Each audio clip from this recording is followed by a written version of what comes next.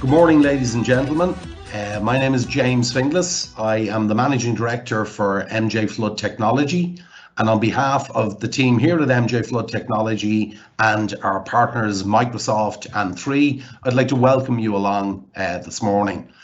I'll just take a quick run through the agenda just to set the tone for this morning. I'm delighted to be joined by Eoin Mulligan from Microsoft. He's the team specialist, and he's going to take us through the what's new in Teams. You know, the ecosystem is ever growing and the pace of change is really breathtaking. So I'm sure that we'll have some really interesting insights from Eoin this morning.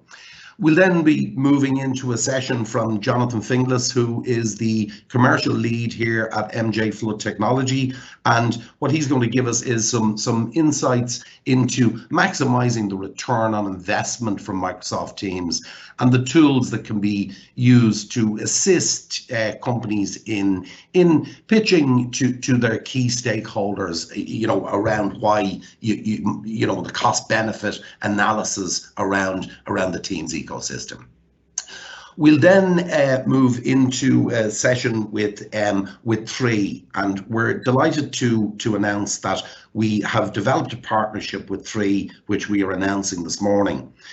While we've had huge success in terms of Teams deployments, our solutions to date have tended to stop at the system border controller or indeed at the Microsoft calling plans. So with this new partnership, we're leveraging the communications experience from 3 to provide a more holistic approach to the solutions that we're providing into market. And we think that that's a really strong proposition then to bring to the market. I'll be welcoming Stephen Mulligan, who is an enterprise technology consultant from 3 with a lot of years of experience around UC in general, and we'll be getting some key insights from him. So we will then step into our customer segment. Now, I think that it's important to note MJ Flood Technology have had some, you know, fantastic deployments. It scales wide and it scales deep in terms of what we're providing and to the types and the variety of organizations. That's evidenced this morning in terms of you know the phenomenal demand for the briefing that we're running today. We've over 175 people sitting on this morning's webinar, so no pressure on the presenters on that.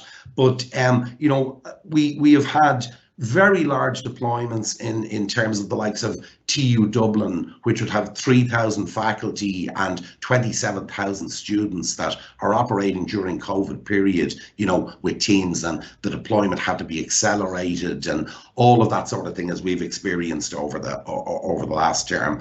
But look, having said that, what we've done this morning is we've invited along 2 customers that are typical of the size of organization within the Irish market, and to get their insight, you know, into their experience around deployment of Teams. So you know, so I'm delighted to welcome along David from Softex and Ronan from the National Paediatric Development Hospital Board. And we, you know, that'll be a very interesting section then in terms of what the guys have to say around their Teams deployment. So just for a moment, if I reflect back on the last 12 months and, you know, what is COVID, and I'm sure that we're all tired of talking and hearing about COVID, but we were catapulted into a situation, you know, where we really had to pivot businesses and help customers, and indeed pivot our own business into cloud. But that has now reached a level of maturity, and you know, as our businesses begin to open back up, there are key questions around, what experience we're going to provide to our user base in terms of, demands on remaining with some home working time, and, people being, cognizant of work-life balance and all those sorts of things that feed into the decisions that will need to be made by businesses moving forward. We'll not attempt to address those because they're wider, bigger questions, and we're limited on time this morning. But if there's a couple of things that we've learned in the last 12 months, it is that our systems must have agility within them. And UC, whether it's Teams or not, must sit at the absolute very heart of that. The other key takeaway, again, just to mention anecdotally, is around security and the need for security as the threat landscape has evolved and become more sophisticated. And it's just to keep those things in mind, and we have the solutions to address those. So look, with that in mind and having set the scene, what I'm going to do is buy back some time, and I'm going to hand over to our first presenter, which is Eoin Mulligan. So I'd like to welcome Eoin to the call this morning, and we're really keen to see what insights he can bring, and I'll speak to you all later across the segments that we have. Thank you very much. Thanks very much, James, and great to be here. Really excited to be able to share with you a lot of the announcements that we're making around Teams.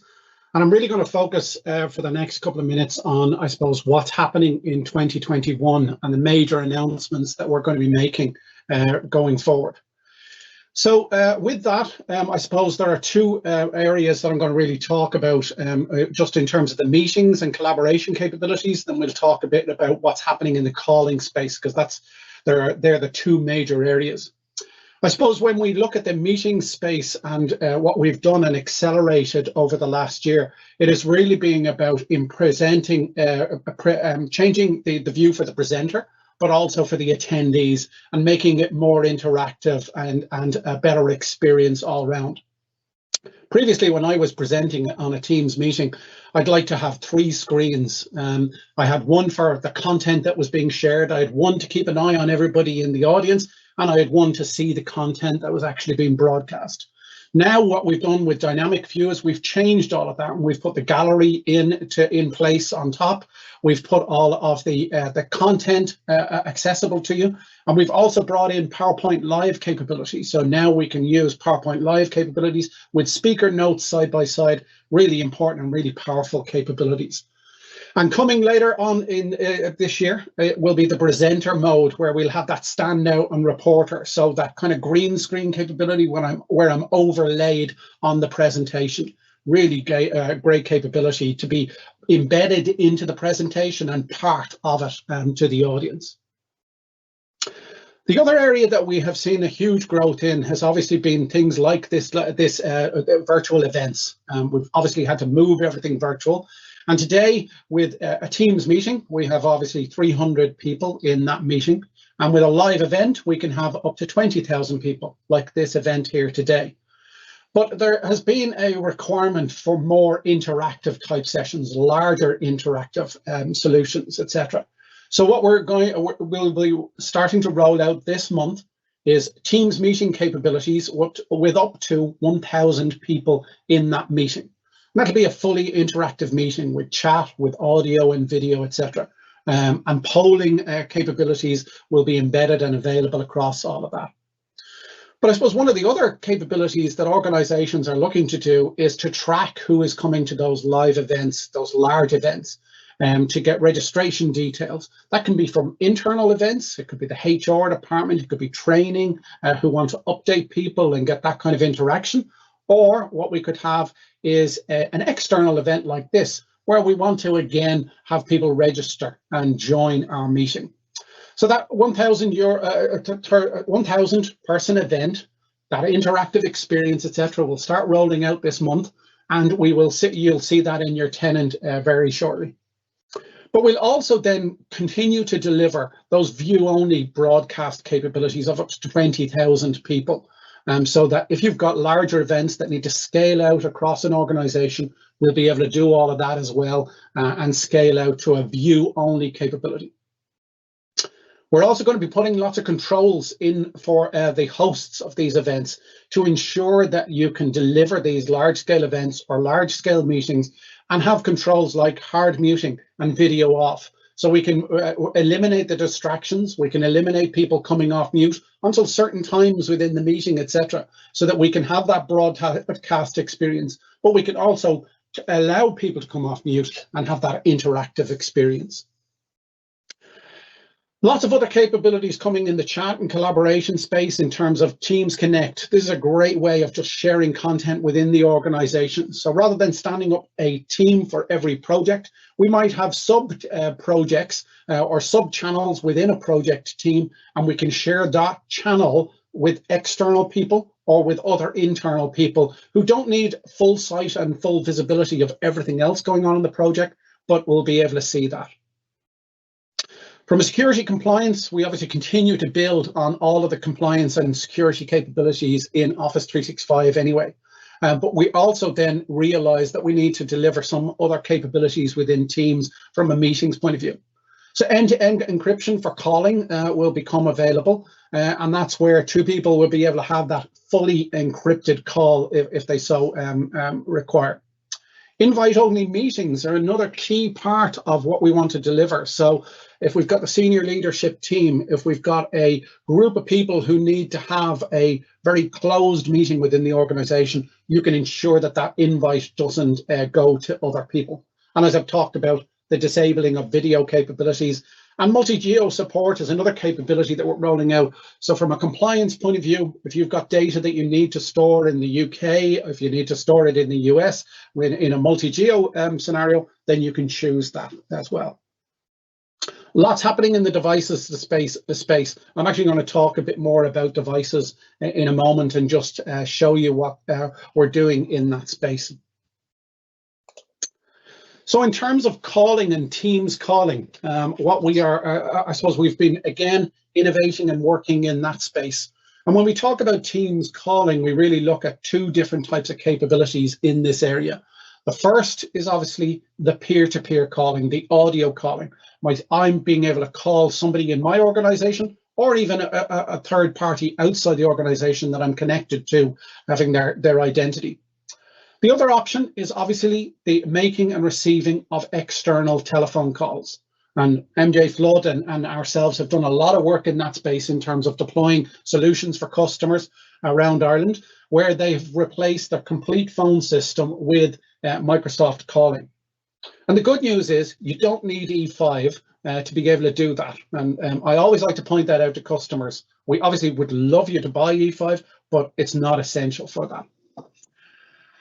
So we've continued to work from the point of view of certifying peripherals and phones. And this really is about giving users and organizations a full choice in all of the device types that they want to deploy. So be it a wired headset, a wireless headset, speakerphone devices, noise cancelling devices with noise cancelling microphones, it really doesn't matter. We continue to certify and work with vendors in this space to deliver the best experience for users from an audio and video point of view.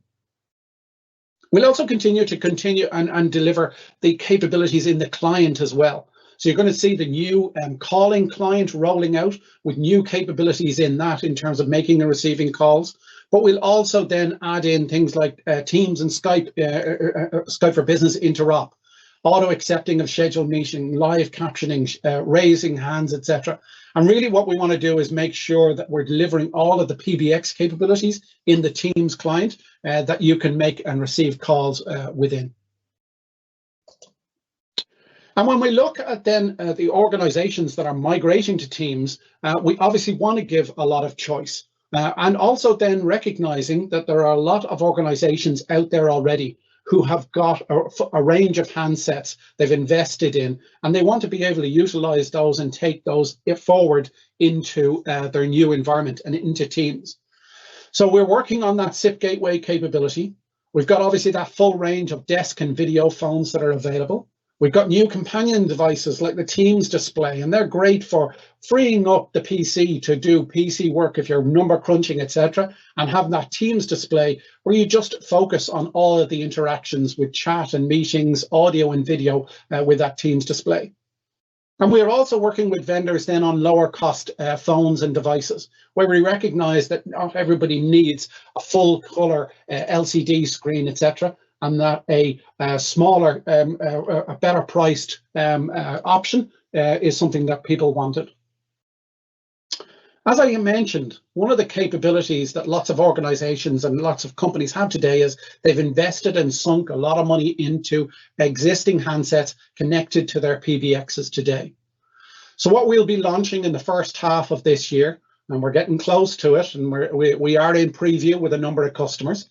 This is where if you have existing SIP handsets from certain vendors, and you have existing Skype for Business handsets that you're running on Skype for Business Online or Skype for Business Server, we will be able to take those handsets and utilize them for Teams, meaning that you can migrate a lot quicker and a lot faster.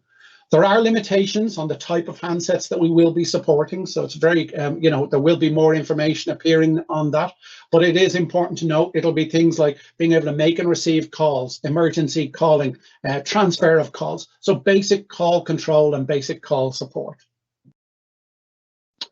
Collaborative calling is another area that we've seen a lot of growth in, and this is where we've got a range of contact center solutions and call recording compliance solutions that are certified for Teams, but we also recognize within call queues that actually people want a simple call queue where the help desk, for example, in an organization can have a range of calls coming in. They can see all the calls, they can manage the calls. They've got a shared voice mailbox amongst all of the different agents. And we've got all of those agents that we can see are available to take calls, currently in calls, and so we've got call management built in within it as well. As I mentioned, we continue to work on the contact center and call recording compliance certified solutions. And this is a really exciting area that if you've already got these types of solutions, or you need to put in formal contact center solutions, then they are available and certified for Teams. And I'm delighted that MJ Flood are one of our partners in Ireland who have deployed a number of these solutions and that we worked with very closely on in places like Mayo County Council, etc., in deploying contact center solutions. We're also working on mobile calling enhancements. And really what we want to do is make that seamless experience of people on the mobile phone being able to transition from their mobile phone back to their PC and back to the mobile phone, so that we have that seamless experience. If you need to run out and collect the kids and do the school run, etc., then you have that call that's come in on the corporate device on your PC, transfer it seamlessly over to the mobile phone, move out, stay connected to that call, and then when you get back to the office, then you're obviously able to just transfer it back to the PC if you want, or continue it on the mobile. And that endpoint transfer is actually starting to roll out now as we speak, and should be available in your tenant now. And that's a really great, and again, that increasing and giving that mobile experience for users, recognizing that we've all got different requirements at the moment. So that's kind of a very brief summary from me as to all of the things that we're working on. I'm going to be around later for the question and answer session. Look forward to some engagement and further questions from you. Thanks, James. Owen, thanks very much for that, and very insightful, a whistle-stop tour, which was brilliant. Look, very excited about the mobile piece, and it really does resonate, and it is obviously extending then that full UC experience. So very excited, and thanks for that, Owen. So look, we're tracking well on time, which is good, and we can move to some of the other interesting aspects that we have this morning. So we'll move on to the next section, which is introducing our commercial lead, Jonathan Finglas, who is going to take us through ROI and how we can assist in assist you within your organization in calculating that. So Jonathan, welcome to the call, and I'll hand over to you then for this slot. Thanks, James, and good morning, everyone. First, I'd like to thank you all for your time. To introduce myself, my name is Jonathan Finglas, and I'm the Commercial Practice Lead here at Microsoft at MJ Flood Technology. In MJ Flood Technology, we engage early with clients on Teams voice assessments, and one of the most important exercises in the sales cycle is proving and identifying the potential ROI to the key business stakeholders. We do this using both traditional and new age methods of evaluating technology. When looking at ROI, there are obvious and some not so obvious things that you need to look at. And what we do with customers is we look at the total cost of the planned new system, encompassing the subscriptions required, the support and maintenance costs, the implementation costs, and any other factors that influence the overall spend on the solution.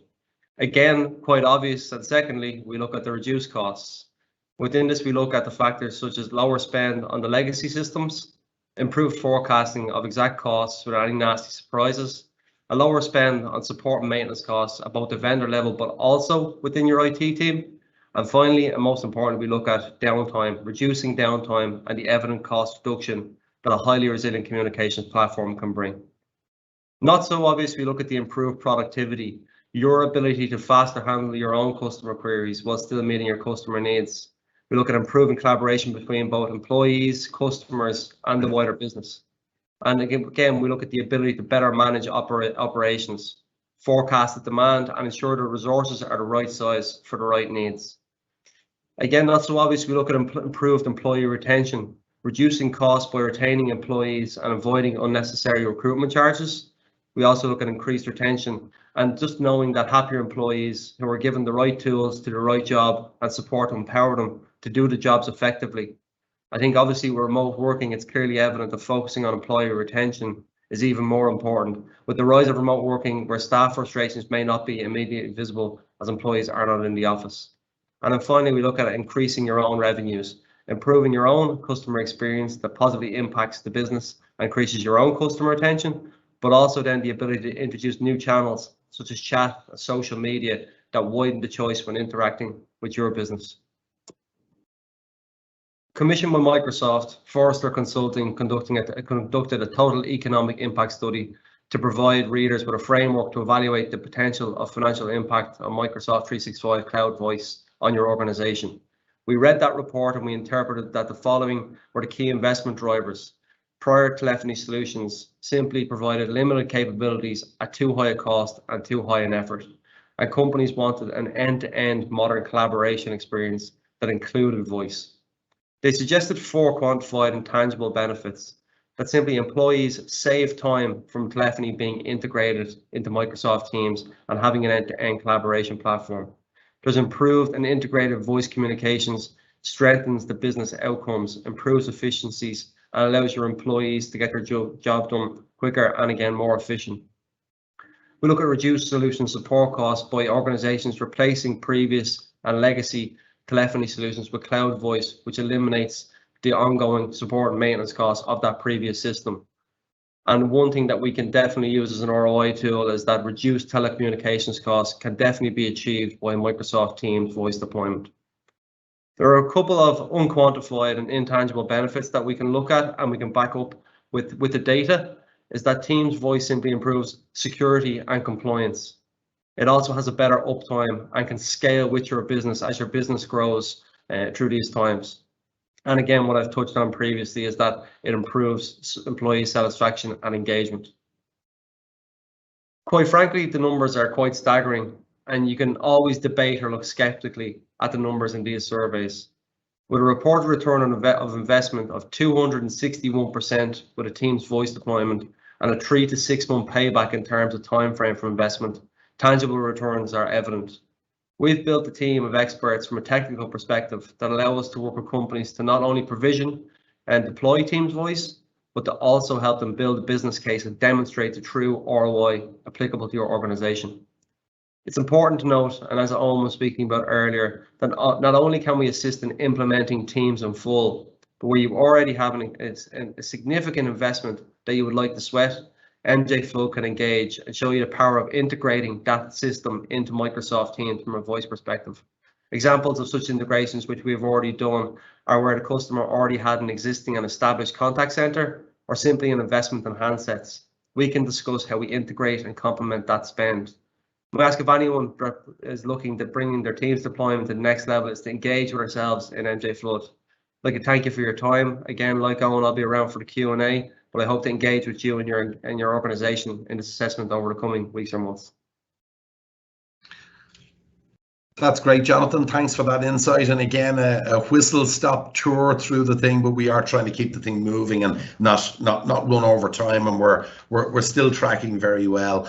I just should have mentioned before I move to the next section that participants, please feel free to use the chat. Pop in the questions and we'll deal with them at the Q&A session later on. So not to mix my mulligans up, as I have two of them on the call this morning, I'm now moving on to the section with three, and I'm welcoming Stephen Mulligan to the call this morning. So Stephen, you're very welcome, and we've got a series of questions for you this morning. As I stated at the top, adding three is an exciting thing for us to basically create a more holistic approach to communications. So Stephen, my first question to you this morning, as a veteran of the communication space, what changes have you seen in UC over your years? Well, first of all, thanks, James, and good morning, everybody. I can't believe somebody actually called me a veteran. That sort of freaks me out a little bit. But anyway, I'm probably the oldest mulligan on the call today, so that's nice for a change. So look, I suppose I've been around the communications and unified communications world, specifically in one guise or another, since about 2006, 2007. Cast your mind back to Nortel's MCS, followed by Microsoft's LCS, followed by Microsoft's OCS, followed by Link, followed by Skype for Business, and now Teams. So I've sort of seen the evolution of this stuff over the last 15 years or so, and have worked with a number of other vendors in the space, notably Cisco, Avaya, and others. I think at the time when I started looking at this first, back 2006, 2007, UC was a kind of a confused space, and in fairness, and I suppose ironically, not very unified. And back then you couldn't realistically go to a single vendor to come up with a full UC solution. You had to have a little from column A and a little from column B, if you like. And in some narrow senses, that's still true today, 15 years later. Like Eoin mentioned, some specialized capabilities like contact center and call recording earlier. But in other ways, the market has really moved on quite significantly. And I suppose for me, the major change that happened over that time is that kind of inexorable move towards the cloud and what we might call as a service platforms. What that means really is that you don't have to host it all yourself, and you don't have to have a huge IT team to manage it. And we see that trend towards smaller IT teams everywhere in the market these days. And I suppose if you combine that then with a huge uptick in quality and reliability of those kind of cloud or hosted services, better bandwidth being available, and the explosion in mobility and mobile devices that the guys mentioned earlier on, and I suppose then all the cybersecurity challenges that come along with that, the landscape is really quite different to what it was when we started looking at this in 2007. And I suppose for me, what I always do is go back to the fundamental of what is UC. And in my head, the definition I kind of decided upon in 2007, because there wasn't one really at the time, was that you should be able to do the type of communication you want to do, whether it's voice or video or messaging, no matter where you are, with what device you have and whatever connection you have. And anything that helps increase that makes UC better, and anything that makes that worse, it goes the other direction, obviously. And I suppose if we look back over the last 12 months, we kind of see that writ large, because COVID, to mention the beast again, has forced that kind of dramatic acceleration of the adoption of remote working. And UC has become an overnight success after 25 years of trying, right? So I suppose initially, companies would have looked at this as an emergency measure, but for a lot of organizations, that's kind of become their, to use that phrase, the new normal. And remote working will probably continue to at least some degree post-COVID for most companies now, I think. And I think what that's done is to bring into sharp focus how fit for purpose is my current voice environment. And a lot of my own customers that I speak to on a day-to-day basis are kind of having that moment of introspection and looking at the current set of assets they have, whether it's Teams on the desktop, the PBX in the office, PBX in the cloud, individual PSTN lines, various different types of VoIP solutions, SIP channels, or quite often a mixture of all of the above, right? And so, you know, the challenge for those customers then is, how do I figure out what to do with them all? Yeah, absolutely. Look, good insight on that one. So Stephen, look, and I think the guys touched on a little bit earlier, but you know, it's to explore and probe the you know, the interoperability with existing footprint, such as, you know, Avaya or Cisco, to name but two. You know, would you give us a view on that? Yeah, I suppose yeah, that has been the holy grail all along, right? And one of the first things I mentioned earlier on is that unified communications was never very unified. And part of that was, you know, kind of vendors not playing very nice together. Let's call a spade a spade. You know, that was in the early days that there was competing standards. Everybody was trying to figure out where they fit in the market. But I think since then, you've seen the emergence of certain standards. We see SIP and H323 and all these kind of standards that mean interop in general. And I know I'm probably making, you know, half the audience roll their eyes hard. It's generally pretty manageable, right? I mean, it's never easy, but it is manageable. And I think what I'd always say to my customers is the kind of the opposite of that punchline to the old joke, if you remember it.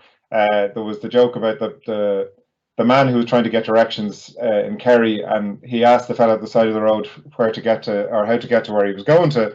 And the punchline was something along the lines of, "I wouldn't start from here if I were you, sir." But the reality for our customers is that they have to kind of start where they are, right? And we have to, as suppliers and integrators, we have to start with them where they're starting, right? It's only fair. We can't wish that they were somewhere else. And whether that's an on-premise solution that they have, if they're already in the cloud, or, you know, maybe their head office is on a PBX, and then the site offices are on, or, you know, smaller branch offices are on smaller systems. You know, we generally see a mixture of all of the above. And I think the value that we bring, both as 3 and MJ, is the skill to be able to sit down with an individual customer and work forward from their starting point, because that's kind of crucial, right? And we have to be able to recognize that that's what's happening. We might need to address some fundamental prereqs if they're not in place already. But again, that's kind of part of the conversation, right? So where possible, if there is an asset in place that can be sweated, well, let's start with that.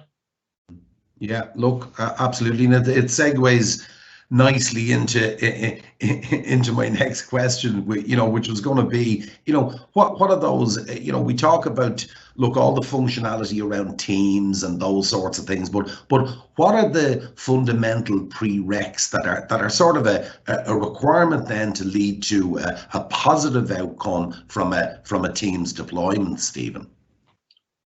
Yeah, I suppose if I ask Eoin, he'll just tell me E5s for everybody and an EA, right? But that's that's a separate issue. We'll get into that later.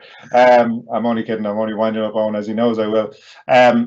So I suppose every customer will be a little bit different in their own unique setup, and you know, we often say, you know, customers think they're special, but they're not really. They all have the same stuff, but realistically, they do, right? They all have their own version of you know, that organically grown house that Jack built of a communication system that we all have, you know, that has formed from, whether we started as an individual organization or formed through acquisition or formed through, you know, organizations splitting up or whatever it might be. You are where you are, right? But there are certain things that you need in place before you consider any sort of a move to VoIP or UC or anything else. And because the key thing from the get-go is to make sure that the user experience is really good, right? Because if you put a VoIP or any sort of hosted telephony solution in place and the user experience isn't good, the first thing you're going to get is grumbling from the users, and that's going to make your deployment very difficult.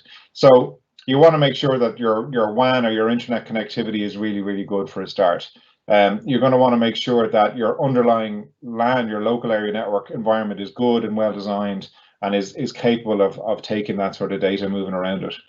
You want to make sure those end devices, Eoin showed some of them earlier on, you know, be it a laptop or a phone or a mobile phone, are spec'd to an appropriate level and are fit for purpose.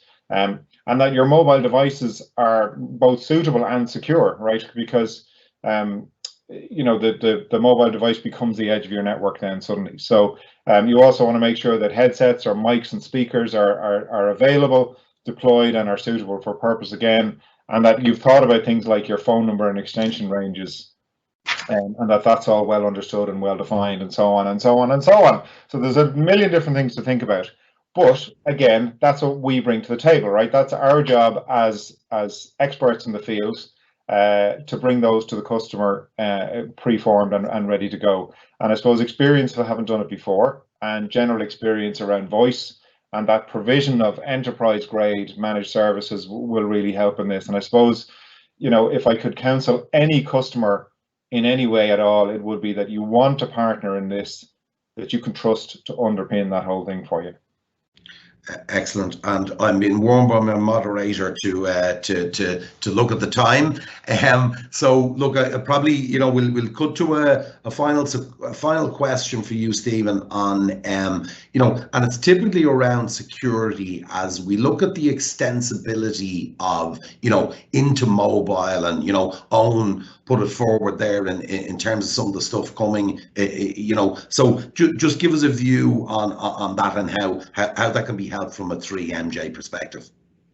Yeah, like this is a really interesting one, because what we have is the conjunction of two things, which is an explosion of mobile working at exactly the same time. The mobile threat landscape has never been higher.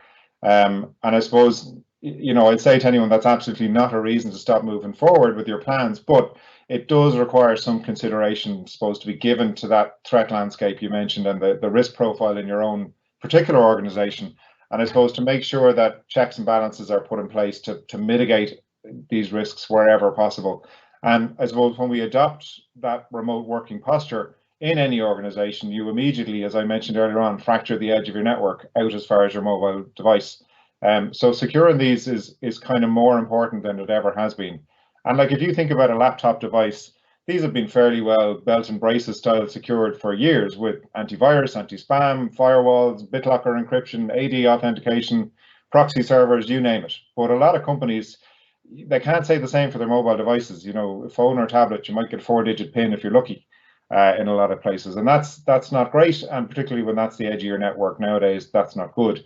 So again, you know, as our experience in the mobile security space can be a great help to our customers. We have specific products in our portfolio that are designed to really kind of counter these threats and protect that vulnerable edge. And I suppose, you know, the key thing to bear in mind though is really around user education, because the end user can be either your weakest link, or if they're educated correctly, can actually be one of your strongest lines of defense.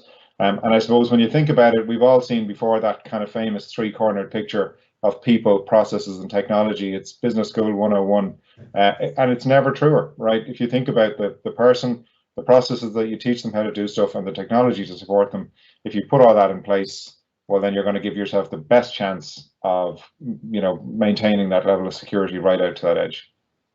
Excellent, Stephen, and look, thanks very much for that for that insight. And sorry to cut you a little bit short, you know, but look, you know, in the interest of everybody's time. So look, to move on swiftly to, I suppose, the top of what we've got on this morning is to speak to our customers about their experience, and you know, and I'm sure that we'll learn some insights from that. So I'd like to welcome along Ronan Traynor from the National Paediatric Development Hospital Board, and I'd like to welcome then David Morgan from Softex. And what I'm going to do, guys, you're very welcome onto the call this morning. And I'm going to put a series of questions to the guys, and we'll get some insight from them. So for first up to Ronan. Ronan, just give us a sense of you know, your organisation and what it does, please. Hi everybody, thank you for that. Yeah, Ronan Traynor is my name. I'm the project accountant for the New Children's Hospital. So we're a single purpose organisation. The purpose is to manage the build of the hospital on behalf of the HSE. So that's our role. So we work closely with a design team who have obviously have completed the design of the hospital. And there will be hundreds on that team, and then the main contractor is BAM. So our team consists of 50 people, a high level of highly qualified professionals. We would probably have an average age of in the 50s, so a highly experienced professional team of people. So that's the structure of the organization. We do not have a kind of per se an IT team on the floor. I would be the liaison with MJ Floods, along with a colleague of mine, Cass, who's our data protection officer. So MJ Floods would effectively act as our IT department, and we would work very, very closely with them. So I suppose part of the reason that we have gone down this road is that we do have a very small IT team, and therefore when it comes to support, we want to have the systems in place that are going to benefit us best. And you know, the recommendations from Floods have taken us that direction. Excellent, thanks for that, Ronan. So David, if I could just flick to yourself then, just give us a sense of the organisation as well, please. Yeah, thanks, James, and good morning, everyone. I'm David Morgan. I'm SVP Operations for Softex, and I've got responsibility within Softex basically for all customer-facing operational aspects. Softex is a wholly owned subsidiary of WidePoint Corporation, who's a leading provider of customised telecoms and mobile management solutions based in the US, and they provide them to the US public sector. Here in Dublin, Softex, which is a wholly owned subsidiary, employs about just over 50 people. Dublin is our head office, with other offices in Holland and the UK. We provide both hosted and on-premise software solutions, which provides UC voice analytics metrics across various platforms, including MS Teams, so that enterprises and business users can understand the value, and gives them business insights into the cost and the performance and infrastructure effectiveness, excuse my pronunciation, right, of the voice communications deployments. Whereas in our Dublin head office is our basically our contact centre, our customer facing centre, and our development team in finance. And then our offices in the UK and Holland are predominantly sales and admin functions. Thank you. Excellent stuff, David. That gives us a good insight. So if it just to question to Ronan now, in terms of Ronan, why did your organisation choose Teams as a platform? Sure. Well, we have Microsoft Teams in place, which we implemented prior to the COVID crisis. In fact, because we actually have an international team, so we have a number of people from that are not local to us, and therefore having Teams in place made sense to us. So it aligned and with the structures we already had in place, and I suppose very importantly for us, due to the nature of our organisation, security is absolutely key. So having encrypted calling, between people both on the island and elsewhere, and externally to our design team, our legal team, people like that, this was vital for us. So we take our security very seriously. The mobile devices we would have, again with the assistance of MJ Floods, we have 8-digit pins. So we take security very seriously. Very good, thanks for that.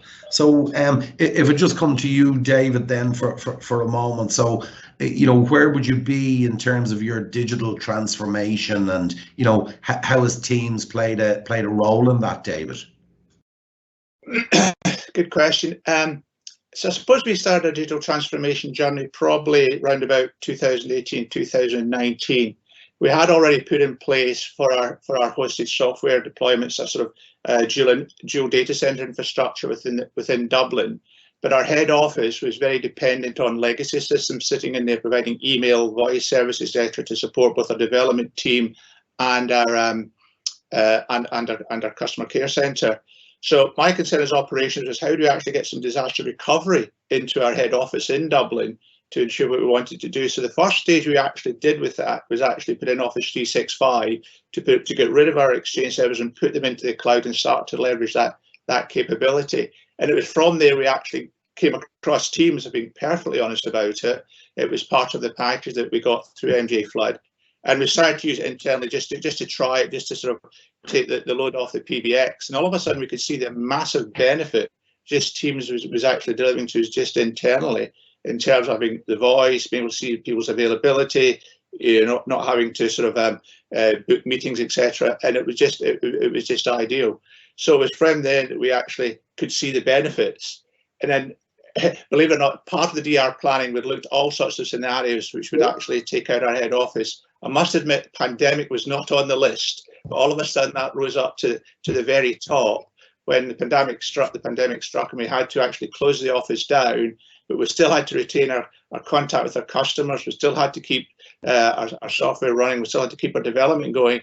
And very quickly, because with the core internal teams running, we were very quickly able to disperse all our people back to their homes within Dublin and surrounding areas and other parts of the globe, so they could still work and became very efficient. And then it was from that point it just accelerated, and we've probably transformed over the last year. We've probably done 5 years of transformation in the last 6 months. It's absolutely been phenomenal, and that's how it was Teams with fantastic support to that whole transformation part of the journey we've done so far.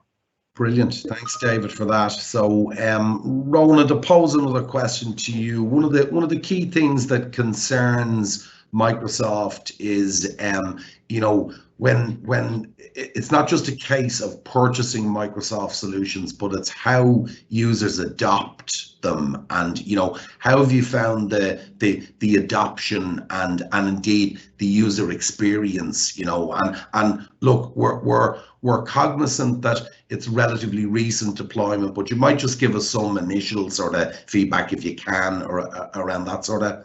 Sure. Yeah, sure. Yeah, we've had obviously, I said we're relatively quite an old team, and we have we people of all sorts of ages, but up in the 50s, 60s, and 70s, and sometimes you will find that people of those generations may not be as agreeable to change as otherwise. And there have been times in the past when we've had software solutions implemented, and it takes time to get them people on board.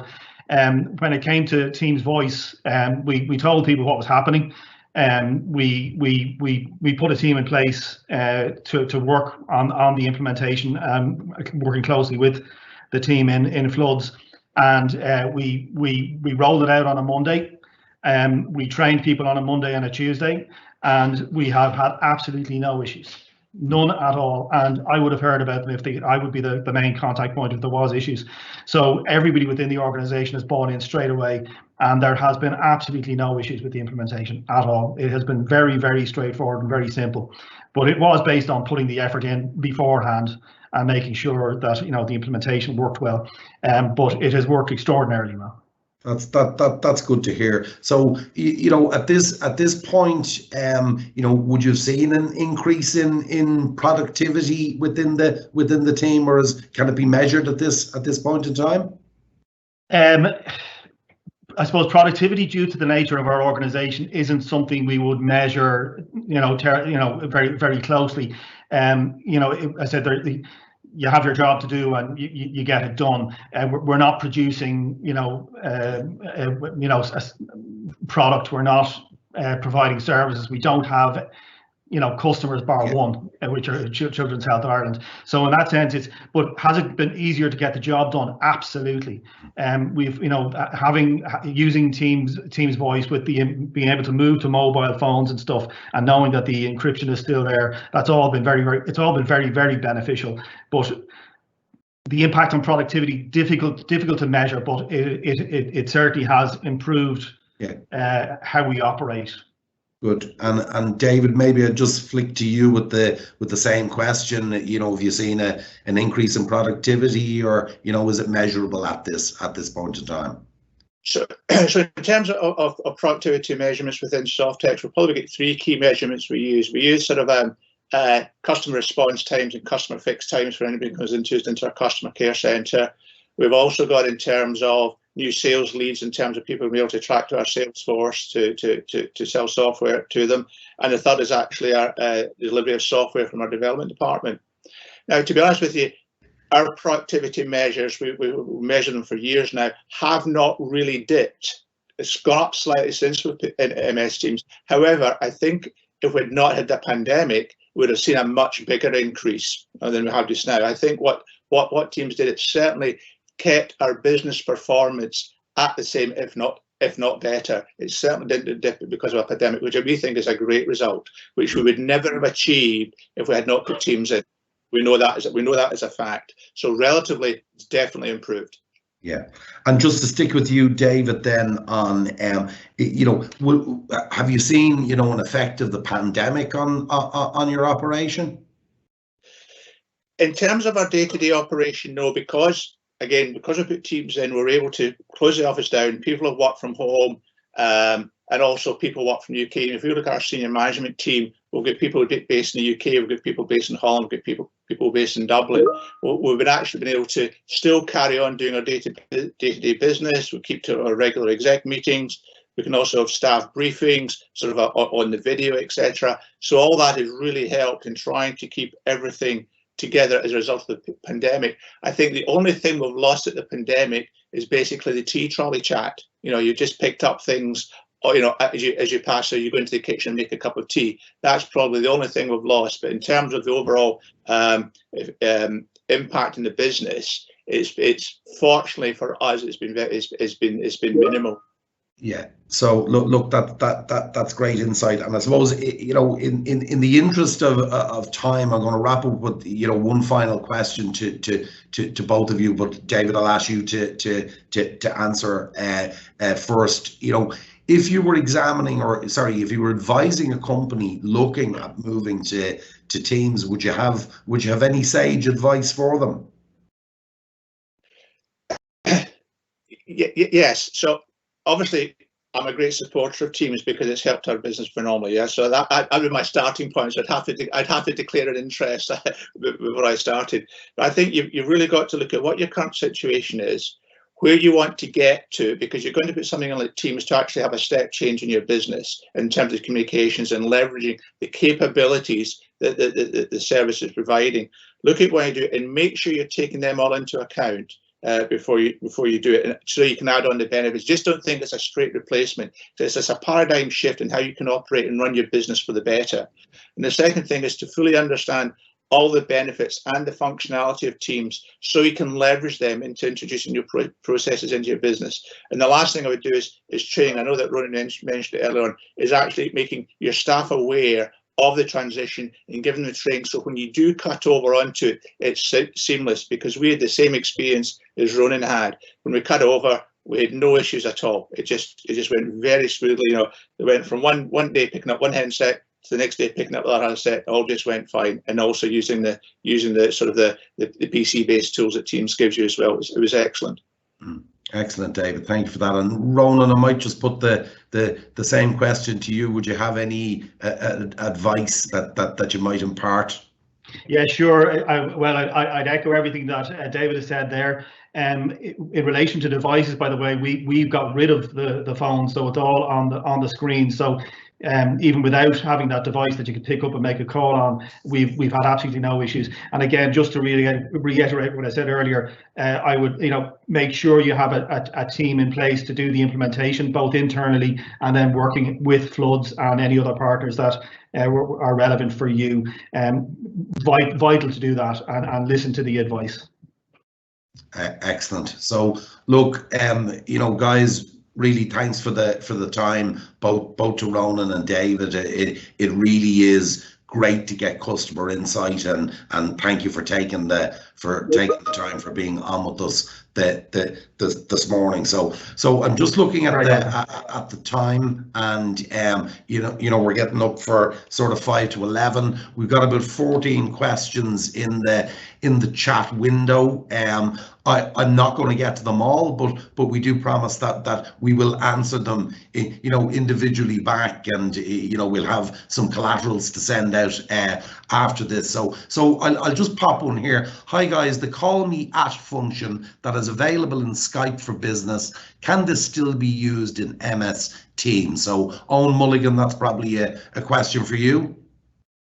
So the answer is yes, it can. So when you dial into a meeting or join a meeting, you can have that call me back functionality, dial you onto a landline or a mobile phone that you're utilizing. You will obviously need an audio conferencing license, just to be clear on that. But yeah, capability is there. Excellent, thanks, Eoin. And I've got another one here, and I'm taking these on the fly. So, comparing Teams calling to a fully integrated phone solution such as Cisco, what are the limitations of Teams calling? Examples: hunt lines, receptionist mode, menu prompts for people, dialing into a reception or a hunt line, reporting recordings, training mode, and voicemail. That's quite an extensive question. Anybody feel like taking that one? I can have a go at it. Do you want to go? Yeah, so here's the Mulligans working out which one of us will take it. So yes, it is a fully functional phone system from that point of view. So it does have auto attendance, IVR type modes. It has hunt lines for call distribution. Voicemail is included, and it's available for everybody in Teams today, even just from a calling point of view. Reporting is built in, so we've got call quality, call analytics, call logging, etc. You can do, and you will be able to record one-to-one calls from a PSTN point of view. That's coming this year. But the cloud call recording solutions that we were talking about from a compliance point of view, we can also embed those if you need to record every call. Receptionist modes, there are handsets with sidecars available, or there are soft clients coming out that will give you all of those reception capabilities. Excellent, thanks for that, Eoin. So look, again, conscious to absolutely stick to time, and I see that some of the questions have actually been fielded within the chat window anyway. So so it remains for me to thank all of our contributors this morning. It's been very insightful, wonderful for the customers to take time and come and talk with us. So couple of key call outs for me, as we move towards the end of the session.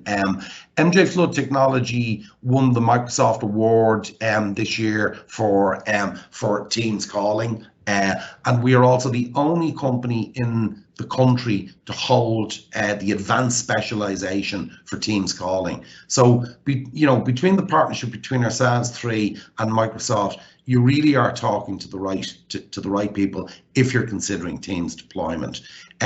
While we invited along some of our atypical customers today, as I mentioned earlier, we have deployments that scale up into the thousands with the same approach and methodology that really does make it easy. And as a 25-year veteran within this industry, I've never seen anything as exciting as the space that we're operating and that we're leading out in front of at the moment. Lean on Jonathan and his team to calculate that ROI. To look at road mapping and how those solutions can sit into your environment, to look at that interoperability piece, and so as you get the very best out of the experience for your users and the best value.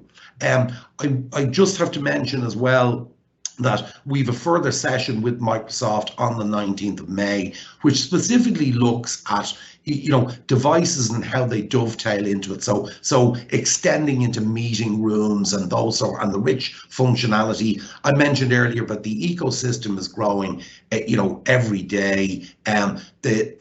The entire platform is very mature. Scaling up and scaling out is just, it's really breathtaking. The speed that we're moving at, and we'd be delighted to engage with anyone in further technical deep dives or questions. We'll have a number of collaterals which will go out post this in terms of ebooks and assist with further sort of things, because we appreciate in 1 hour it's difficult to get the full sort of wrap. But look, it finally remains for me to thank all of you, the attendees, for joining us this morning. We were overwhelmed with the response to this morning, and on behalf of all our teams and our partners, I'd like to thank you very much and wish you a good morning. Thank you very much, guys.